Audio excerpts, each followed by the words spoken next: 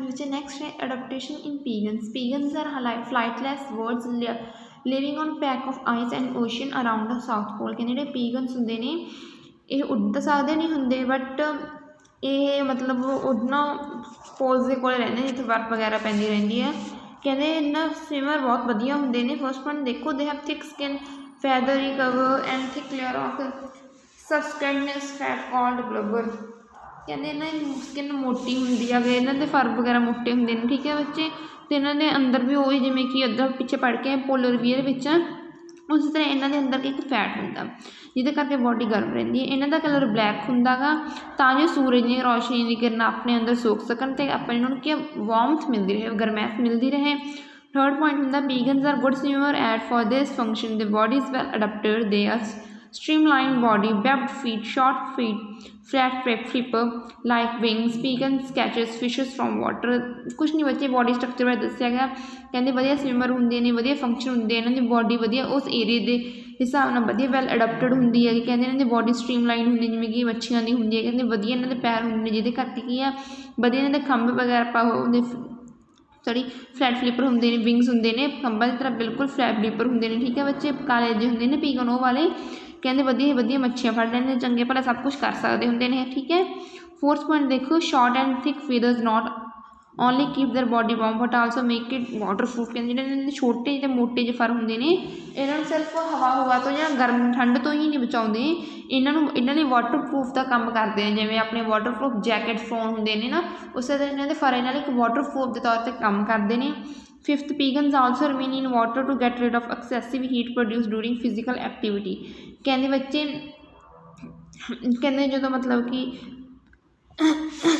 पीगन्स also remain in water to get rid of excessive heat. कहते पानी वगैरह रहते हैं तो वो फिजिकल एक्सरसाइज वगैरह करते रहते हैं जिदे करके बच्चे इन्होंने की बॉडी की हीट इन्होंने बॉडी की हीट प्रोड्यूस एक्सैसिव हीट प्रोड्यूस होती रहती है। सॉरी बच्चे नैक्सट देखो पेज नंबर 92 ते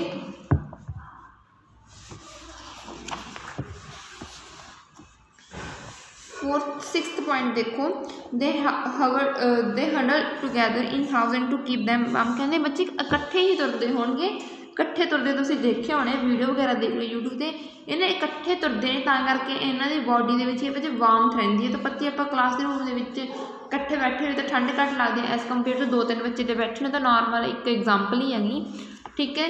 7th पॉइंट देखो they have short legs and head and wings to avoid loss of heat from the extremity in winters. कहते इन्होंने लत्तां वगैरह बच्चे छोटियां होंदियां तां जो कि आ जिहड़ी इन्हों के शरीर विच गर्मी आ वो बाहर छेती ना निकल सके। नैक्सट है बच्चे adaptation in polar words. Words are used feather to keep their body warm. However, this protection is not enough to tolerate the extreme low temperature of winter at poles. Therefore, birds migrate to warm places at far away from the place where the food is abundant and moreover warmth is needed for breathing। कहते birds कहते आदि अपनी body में गर्म तो रख लेंगे इन्होंने खंभ लगे होंगे पर इन्हों की प्रोटैक्शन इन्ने नाल फिर भी इन्नी ठंड नहीं चल सकते तो कहते एक थां तो दूजी थां चले जाते हैं जिथे कि इन्हों के बॉडी के अनुसार तो टैंपरेचर होंगे जिथे इन्होंने खाना वधिया मात्रा में मिलता रहे ठीक है बच्चे। इन्होंने थोड़ी मोटी गर्मी भी चाहिए होंगी साह लैन के लिए। नैक्सट देखो the phenomena of moving and flying over the other places to escape from the uncomfortable season and then back to the original home is called migration. कहते इस तो बाद कहते जो जिस एरिए ते उड़ के जाते हैं इस तो बाद जो बाग के इन्होंने पता लग जाता कि साडे एरिए में साड़ी जी अनफेवरेबल कंडीशन सी जो सानू नहीं पसंद सी जिदे करके असीं उड़ के आए थे वापस वही मौसम फिर आ गया जो कि सानू पसंद आ तो इत्थे ना पसंद वाला मौसम बन गया तो वापस उस थां ते आदे ओरिजिनल होम से वापस घर आ जाते ट्रिप कढ़ के आपदा तो इस चीज़ में बच्चे माइग्रेशन का नाम दिता जाता है। नैक्सट देखते हैं एरेटिक टेंट spend summers in Arctic tundras and in wintering to migrate Antarctica where the summer starts. कहते it travels 35,200 kilometre in year. कहते एरेटिक टर्न एक जानवर आ कहते वो पहला तो आदि एरेटिक टंडरा के रहिंदा इस तो बाद जो पता लग जाता कि इतनी गर्मी आ गई तो फिर कितने आ जाता बच्चे एंटार्क्टिका में चला जाता गा ठीक है जिथे कि बच्चे गर्मी स्टार्ट होंगी किन्ने किलोमीटर जाता उड़ के 35,200 किलोमीटर साल के। अडेप्टेशन फॉर माइग्रेशन कहते जो एक पंछी ने दूसरी जगह पर उड़ के जाना हो फिजिकल नीड्स के लिए या अपने खाने वगैरह प्रोटैक्शन के लिए वार्मथ के लिए ਕਹਿੰਦੇ ਉਸ ਟਾਈਮ ਉਸ ਪੰਛੀ ਨੇ ਕੀ ਅਡੈਪਟੇਸ਼ਨ ਨੇ, ਕਹਿੰਦੇ ਉਹਨੂੰ ਦੇਖੋ birds have strong flight muscles. ਤਾਂ ਪਤਾ ਹੀ ਹੈ ਕਿ ਜਾਨਵਰਾਂ ਦੇ ਕੋਲ ਸੌਰੀ ਪੰਛੀਆਂ ਦੇ ਕੋਲ ਕੀ ਆ ਕਾਫੀ ਸਟਰੋਂਗ ਮਸਲਸ ਹੁੰਦੇ ਨੇ, ਸਟ੍ਰੀਮਲਾਈਨ ਬੋਡੀ ਹੁੰਦੀ ਹੈ, ਖਾਲੀ ਉਹਨਾਂ ਦੇ ਕੀ ਹੱਡੀਆਂ ਹੁੰਦੀਆਂ ਗਈਆਂ ਅਤੇ ਪਤਲੇ ਪਤਲੇ ਉਹਨਾਂ ਦੇ ਕੀ ਪੈਰ ਹੁੰਦੇ ਨੇ, ਈਜ਼ਲੀ ਕੀ ਹਵਾ ਦੇ ਵਿੱਚ ਉੱਡ ਸਕਦੇ ਨੇ।